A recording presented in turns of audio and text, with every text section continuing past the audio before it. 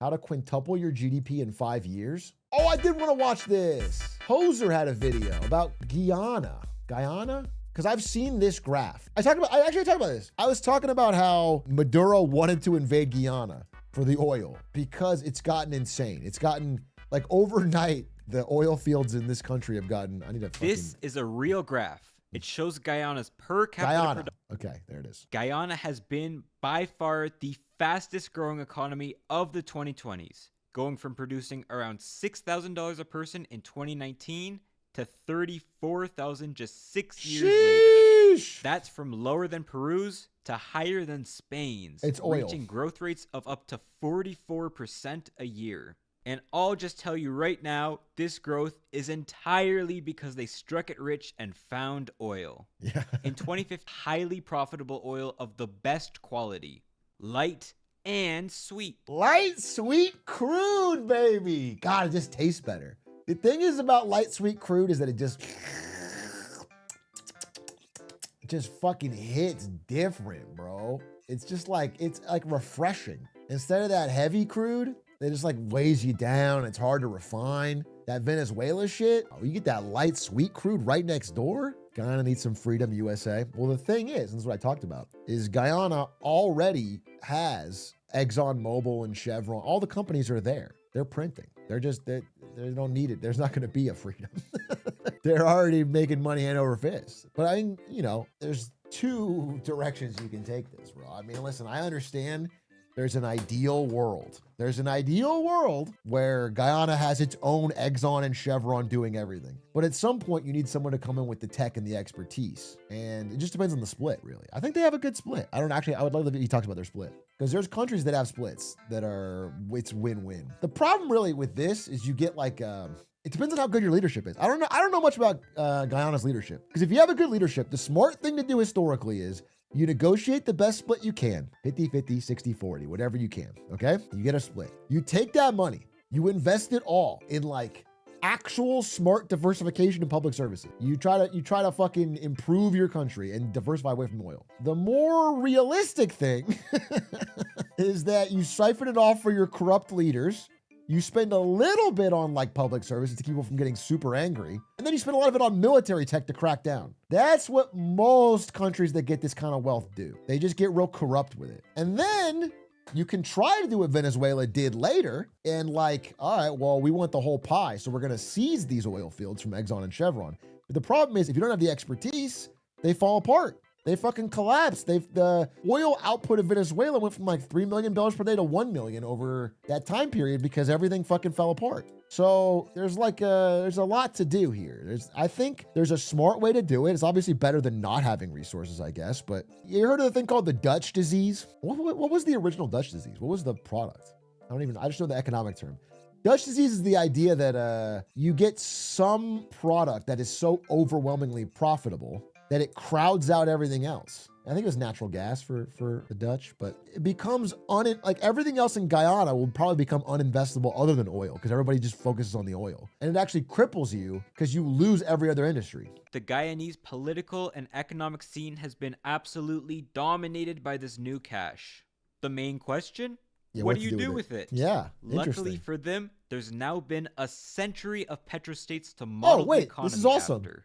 The goal for many Guyanese people, as argued at the highest level of government, is the Norwegian model. Okay. Norway also produces oil off of it. No, I swear to God, no pre-watch, and I'm actually super fascinated to hear this. It's like a video that I would love to see right after that conversation we just had. Because I'm speaking kind of riffing off of what I know from different petrostates, but I haven't deeply researched it, and I would like to know the different models and what they tried. Because I do think, like, dollars to donuts, it's better to find great resources in your country, of course. But so many countries have mismanaged it that it's like, it's like almost dangerous. It could be like the worst thing ever. It could really ruin your country. So it's like, if they're thinking about it in a smart way, that's really cool. Starting in the 1990s, chose to save a good it's like winning the lottery. It's to exactly invest right. into a large government-led fund.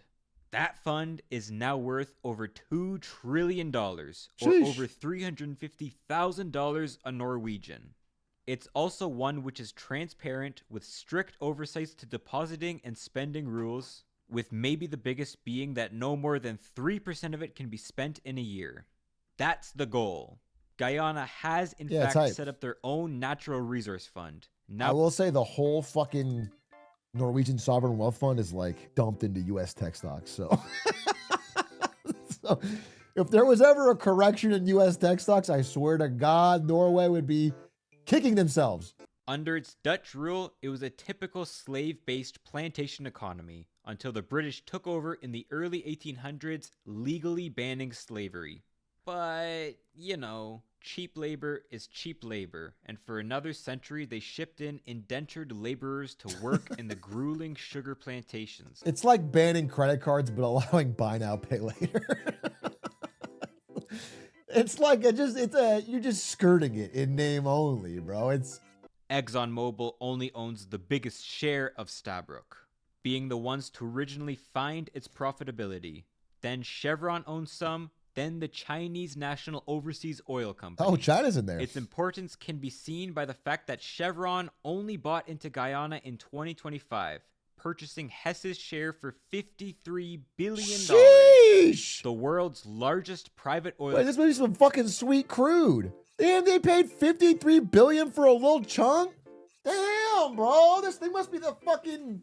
They must have... This got a deep well of that good shit. Company now expects the Guyanese field to be its most profitable asset by 2030. Wow. In part, it's just because it's good oil, relatively clean and cheap to extract. But the other is Holy shit. relatively clean and cheap. If it's profitable at $30 a barrel to extract, that's pretty good. That means it's relatively cheap to extract. Oil today is like $70 a barrel. So that's all juice. That's great. That's all profit, bro. You're fucking banking it. Like most other places would be 40, 50, 60 plus. I think I saw a number for Venezuela too right now when they're trying to get the fucking heavy crude. I feel like the extraction cost is so high they can't even bring it out profitably at current oil prices. I think like at $60 a barrel or whatever was the time, it was not profitable to get the oil out of Venezuela and refine it. Fracking isn't profitable in 55. Yeah, I know that fracking, but the thing about fracking, I don't know why this is, but when fracking first started to get big in America, OPEC deliberately flooded production to bring down the price of oil to try and kill fracking. They thought they would shut down all the fracking companies because they couldn't sell it profitably, but they just didn't die. They just kept doing it. Maybe it was a strategic thing. Maybe government stepped in. I don't know why fracking in America didn't die during this, but they just kept fracking, and then America became the largest oil output. They've gotten a great deal with the Guyanese government. It could have been The subsidies, profit yeah. sharing agreement signed in 2016 is one of the most generous to foreign companies on earth. Oh yeah? Even some conservative IMF economists have argued the Guyanese government is not getting its fair share out of it. The companies get all the profit until their cost is recovered, then 50% of the profit, and only give Guyana a 2% royalty.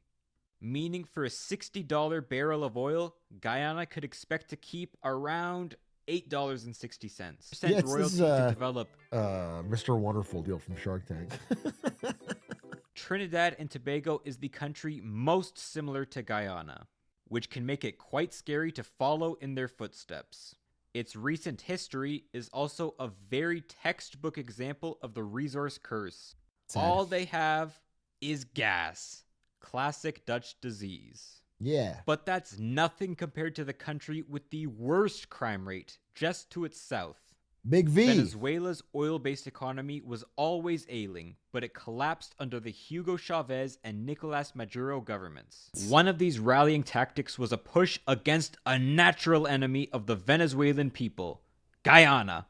That's right, the Maduro government claimed this chunk of Guyana, all the land to the Essequibo River. Maduro might have liked the extra oil production, as he also claimed the waters outside of Essequibo this was 100% the as reason. his. Whatever that reason is, it was 100% Maduro wanted to fund Venezuela with this oil. 100%. That was the reason. That was he started talking about it the second they discovered it here and started. It wasn't like it wasn't even a thing until When they appointed a governor for their new state of Guyana Essequibo in a sham election, held military parades and drills near the border, showing off maps of their official territory, even positioning a This is some Trump shit. This is some Trump shit, bro. Just make a fake map showing. Just fucking pretend.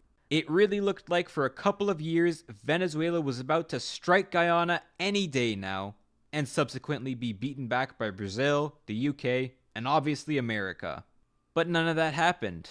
I don't know if you saw the news, but they got Maduro. So after that mess, Guyana's question is, how do you avoid the fate of Venezuela? Yeah. When Guyana actually has the money, though, should it go the Alaska route of directly paying its citizens and letting them choose how to spend their money? Or the Dubai route where those in charge build grand projects in Definitely hopes not of the fucking trickling Dubai down route. prosperity? As in infrastructure... Wait. Isn't the Norwegian model neither of those? It's they put it into a wealth fund and they can use a small percentage of it each year for like public works or whatever. It's like, isn't that why would you could give it to them directly. I think that would be a better option than this. But, giving to them directly has other problems because then it becomes cost effective for people to not, start a sugar plant or whatever. Anything that would be a good development strategy becomes under the cost line because of the free money they're getting from oil. That's not infinite. Most people recommend the latter option. Now, new schools, hospitals, and gyms are popping up among the wooden houses of the capital, Georgetown. New ports, dams, and highways connect the country to its interior and the rest of the world. The problem with this is that you give all this money to some bureaucrat and tell them, decide what thing we should build to be ready for the future. And because they are human and biased and small, they build the wrong thing. They waste the money. It's either super corrupt or they just build shit that like is cool to cut the ribbon on, but it's never the smart thing. Dubai has this, or they steal it. Yeah, so Wendy's not a bad idea though. Wendy's not a bad idea. Everybody loves a Wendy's. Starbucks and Wendy's opened up in 2025. Very important to have those. The floating Demerara Bridge was replaced with a grand permanent bridge in late 2025, and the country is building a $2 billion gas pipeline to hopefully cut electricity costs in half. That's a good idea. To diversify its economy by lowering its manufacturing. That's a really good idea because all this oil production produces a ton of natural gas naturally. It's just a natural byproduct of the pumping process. And if you could power your electricity on that for cheaper, actually a really smart idea. But perhaps the most important things to build are its flood protections. Because the country was built by the Dutch, it wasn't actually a country, but a sea that had to be drained, usually by the backbreaking labor of the slaves they shipped in. Most of the sugar plantations were built on land. What if, and this is just a big what if they destroy the oil production, destroy the natural gas, destroy the sugar, and go all in on clean coal? What if they go 100% in on clean coal? I don't know if they have a lot of coal mines there, but they should find them. And because I think that's a future forward industry. I think that way they're not only building for the future, but they're environmentally sound. Beautiful, clean coal. Or go the Saudi route and buy teen boy shit as investments.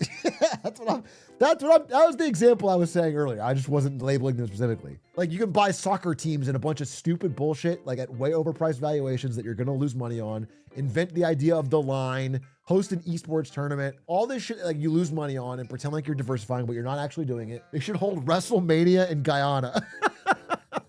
Trenches and dikes to create its typical landscape. I mean, if you're studying other countries and what they did right, you got to have Mr. Beast World right here. Get rid of the farms. Food is not as important as entertainment. And let's get Mr. Beast World West, okay? So that you have in different hemispheres. People from all over the world can either go to Saudi Arabia or they can go here. Most Guyanese people may seem willing to bend the rules a little on its environmental protections to keep this breakneck growth. Sure, of that course. means leaving behind the past and forging itself into a brand new country. If you enjoyed this video, why not subscribe? I did enjoy it. Check it out. Hoser, check it out. I thought it was a good video. It's a tough choice.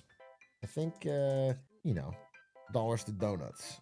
I would fucking, in their position, try to renegotiate the deal, get a slightly better split, and start with the Norwegian Sovereign Wealth Fund. I mean, you have to, I don't know, it's tough.